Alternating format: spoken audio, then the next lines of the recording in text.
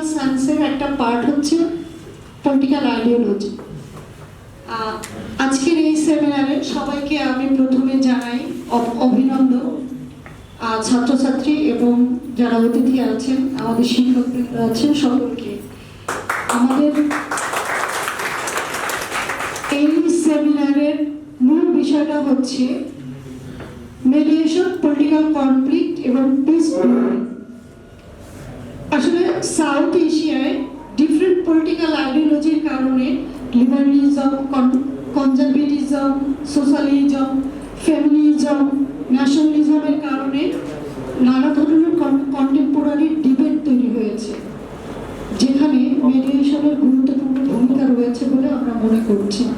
এবং এই যে মেডিয়েশন যে একটা রোল প্লে করতে পারে, সেটার জন্যই আজকের এই সেমিনার। আপনাদেরকে আমাদের গেস্ট যারা আছেন ওনারা এসছেন, আমাদের ছাত্রছাত্রীদেরকে তাদের সেই আন্তর্জাতিক জ্ঞান কিংবা তাদের অভিজ্ঞতা যেটা আছে পিস বিল্ডিং এর ক্ষেত্রে, পলিটিক্যাল কনফ্লিক্ট মিটিগেশনের ক্ষেত্রে, সেই বিষয় নিয়েই আমাদের আজকে সেমিনার। আমাদের মাঝে আমি যদিও বলেছি যে উপস্থিত রয়েছেন গোস্বামী স্যার, এছাড়াও যারা যারা রয়েছেন আমি একটু বলছি। এস.এন. গোস্বামী স্যার, সুপ্রিম কোর্টের advocate, chairman bench, doctor miss Simran Napi from Nepal, উনি ইন্টারন্যাশনাল মেডিয়েশন ট্রেনার হিসেবে আছেন। তয়ারাত খিরামি, মেডিয়েশন অর্গানাইজেশন কমিটি আছেন।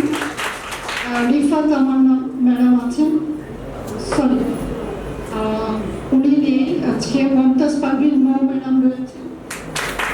এছাড়াও আমাদের কাছে আরও কয়েকজন আছেন যারা গ্রাজুয়ালি হয়তো পরবর্তীতে পরিচিত হবেন। আসলে আমার কাছে এই মুহূর্তে নাম নেই, যারা হয়তো বিভিন্ন কোর্টে কাজ করছেন মেডিয়েশনের উপরে। ওনারা তোমরা যারা আজকে উপস্থিত হয়েছ, তোমাদেরকে ওনাদের অভিজ্ঞতার কথা শোনাবেন। আমি আজকের এই সেমিনারে প্রথমেই আমি ভিসি স্যারকে বলবো যে আমাদের অতিথি প্লাস আমাদের স্টুডেন্টদেরকে এই সেমিনার সম্পর্কে একটু কিছু বলার জন্য। Hello everybody, I just